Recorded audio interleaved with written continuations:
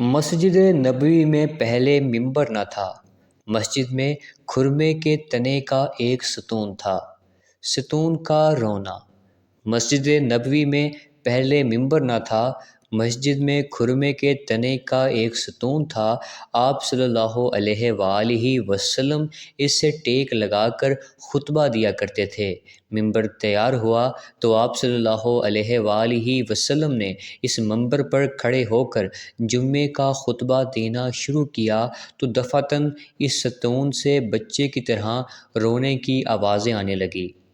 بعض روایتوں میں ہے کہ انٹینوں کی طرح بلبلانے کی آواز آئی۔ حضور اکرم صلی اللہ علیہ وآلہ وسلم ممبر سے اتر کر آئے اور ستون پر تسکین کے لیے ہاتھ پھیرا اور اس کو سینے سے لگایا تو آواز بند ہو گئی۔ صحیح بخاری حدیث۔ درختوں اور پہاڑوں سے سلام کی آواز۔ حضرت علی رضی اللہ تعالی عنہ فرماتے ہیں کہ ایک دن میں حضور اکرم آقا دو جہاں صلی اللہ علیہ وآلہ وسلم کے ساتھ مکہ میں ایک طرف کو نکلا تو میں نے دیکھا کہ جو پہاڑ اور درخت بھی سامنے آتا اس سے السلام یا رسول اللہ کی آواز آتی۔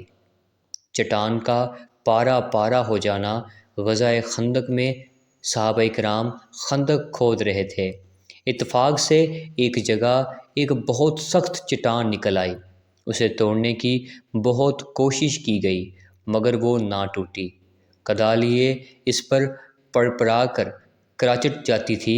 آخر کار لوگوں نے حضور اکرم صلی اللہ علیہ وآلہ وسلم کی خدمت میں آ کر صورتحال عرض کی تو آپ آقا دو جہاں صلی اللہ علیہ وآلہ وسلم اٹھ کر خود تشریف لائے اور کدال بات میں لے کر ایسی ضرب لگائی کہ وہ چٹان چور چور ہو گئی۔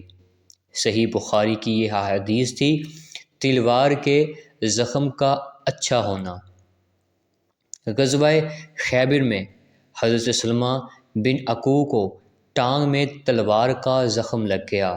وہ حضور اکرم آقا دو جہاں صلی اللہ علیہ وآلہ وسلم کے پاس آئے تو آپ صلی اللہ علیہ وآلہ وسلم نے اس پر 3 مرتبہ دم کر دیا۔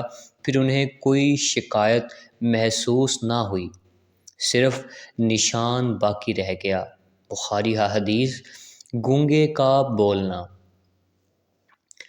حجۃ الوداع میں آقا دو جہاں صلی اللہ علیہ وآلہ وسلم کی خدمت میں ایک عورت اپنے بچے کو لے کر حاضر ہوئی اور عرض کیا کہ یہ بولتا نہیں ہے تو آقا دو جہاں آپ صلی اللہ علیہ وآلہ وسلم نے پانی منگوایا، ہاتھ دھویا، کلی کی اور فرمایا کہ یہ پانی اس کو پلا دو اور کچھ اس کے اوپر چھڑک دو۔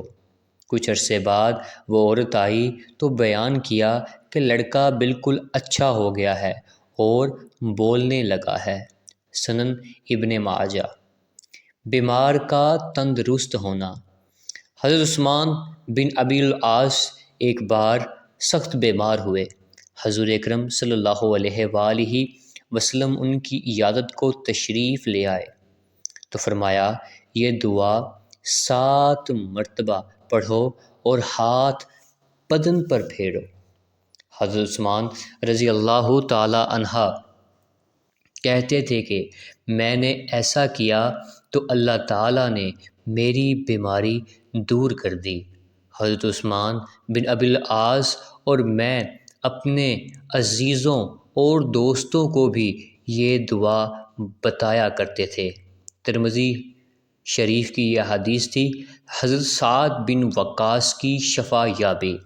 حضرت سعد بن وقاص کہتے ہیں کہ میں حضور اکرم آقا دو جہاں صلی اللہ علیہ وآلہ وسلم کے ساتھ مکہ گیا۔ وہاں جا کر سخت بیمار پڑ گیا، یہاں تک کہ وصیت کی تیاری کی تو آپ صلی اللہ علیہ وآلہ وسلم کو عیادت کو تشریف لائے تو عرض کی یا رسول اللہ صلی اللہ علیہ وآلہ وسلم میں اس سرزمین میں مرتا ہوں جس سے ہجرت کی تھی۔ آپ صلی اللہ علیہ وآلہ وسلم نے فرمایا نہیں انشاءاللہ۔ پھر دعا فرمائی کہ الہی سعاد کو شفا دے، سعاد کو شفا دے، سعاد کو شفا دے۔ حضور نبی کریم صلی اللہ علیہ وآلہ وسلم کی دعا سے سعاد کو شفا ہوئی۔ حضور صلی اللہ علیہ وآلہ وسلم کے وصال کے بعد 14-15 برس تک زندہ رہے۔ مسلم احادیث۔ اندھیرے میں روشنی ہونا۔ حضرت انس رضی اللہ تعالی عنہ کہتے ہیں کہ 2 صحابی حضور اکرم صلی اللہ علیہ وآلہ وسلم کی خدمت میں رات کو دیر تک حاضر رہے۔ جب واپس ہوئے تو رات بہت اندھیری تھی، مگر اللہ کی قدرت سے ان کے سامنے 2 چراغوں کی طرح آگے آگے کوئی چیز روشن ہو گئی۔ جب دونوں الگ ہو کر اپنے اپنے گھر چلے تو ایک چراغ ایک کے ساتھ اور دوسرا چراغ دوسرے کے ساتھ ہو گیا،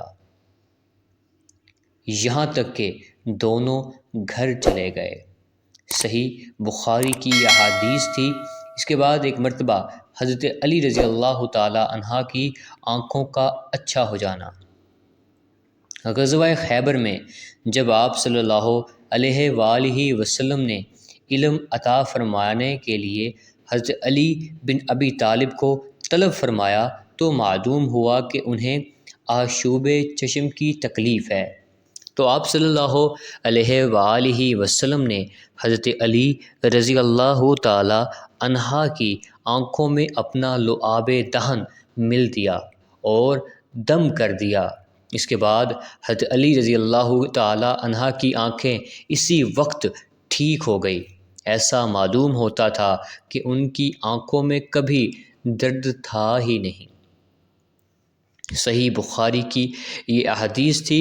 ایک مرتبہ حضرت انس رضی اللہ تعالی عنہ کے حق میں دعا۔ حضور صلی اللہ علیہ وآلہ وسلم مدینہ میں تشریف لائے تو حضرت انس رضی اللہ تعالی عنہ کی والدہ انہیں لے کر حضور صلی اللہ علیہ وآلہ وسلم کی خدمت میں لے کر آئیں تو ان کے لیے دعا کی درخواست کی تو آقا دو جہاں آپ صلی اللہ علیہ وآلہ وسلم نے ترقی، مال و اولاد کی دعا دی۔ حضرت انس کا بیان ہے کہ آج اس دعا کی برکت سے میرے پاس بے کثرت دولت ہے، میرے لڑکے اور پوتوں کی تعداد 100 کے قریب پہنچ چکی ہے۔ اس دعا کا یہ اثر بھی تھا کہ حضرت انس بن مالک کا باغ سال میں 2 بار پھل دیتا تھا۔ اس باغ میں ایک پھول کا درخت تھا جس سے مشک کی بو آتی تھی۔ مسلم احادیث۔ اونٹ کی فریاد۔ ایک دن آقا دو جہاں آپ صلی اللہ علیہ وآلہ وسلم ایک انصاری کے باغ میں گئے۔ وہاں ایک اونٹ چلا رہا تھا۔ آپ صلی اللہ علیہ وآلہ وسلم کو دیکھ کر وہ بلبلانے لگا اور اس کی دونوں آنکھوں میں آنسو آ گئے۔ آپ صلی اللہ علیہ وآلہ وسلم نے قریب جا کر اس کے سر پر ہاتھ پھیرا تو وہ چپ ہو گیا، تو آپ صلی اللہ علیہ وآلہ وسلم نے دریافت فرمایا کہ یہ کس کا اونٹ ہے؟ لوگوں نے ایک انصاری کا نام بتایا، وہ بلوائے گئے تو آقا دو جہاں آپ صلی اللہ علیہ وآلہ وسلم نے فرمایا، تم ان جانوروں پر جن کو اللہ نے تمہارا محکوم بنایا ہے رحم کیا کرو۔ اس اونٹ نے مجھ سے شکایت کی ہے کہ تم اس کو بھوکا رکھتے ہو اور اس کو تکلیف دیتے ہو۔ ابو داؤد کی یہ حدیث تھی۔ جنون دور ہونا۔ ایک شخص نے آ کر درخواست کی کہ یا رسول اللہ صلی اللہ علیہ وآلہ وسلم، میرا بھائی بیمار ہے، دعا کیجیے۔ آپ صلی اللہ علیہ وآلہ وسلم نے پوچھا، کیا بیماری ہے؟ عرض کی، اس پر جنون کا اثر ہے۔ آپ صلی اللہ علیہ وآلہ وسلم نے فرمایا، اس کو لے کے آؤ۔ وہ آیا تو آپ صلی اللہ علیہ وآلہ وسلم نے قرآن مجید کی چند صورتیں پڑھ کر اس پر دم فرما دیا اور جھاڑ دیا۔ حضور اکرم صلی اللہ علیہ وآلہ وسلم کے دم فرمانے کے بعد وہ کھڑا ہوا تو اس پر جنون کا کوئی اثر نہیں تھا۔ سبحان اللہ۔ تو ناظرین اکرام، یہ تھے ہمارے نبی کریم صلی اللہ علیہ وآلہ وسلم آقا دو جہاں پاک و صلاۃ والسلام کے معجزات۔ اگر ویڈیو اچھی لگی ہو تو چینل کو سبسکرائب ضرور کر دیجیے گا۔ جزاک اللہ خیرن کثیرہ۔ اپنے ہوسٹ عدنان صفدر کو دیجیے اجازت، ملتے ہیں اگلی ویڈیو میں، تب تک کے لیے اللہ حافظ۔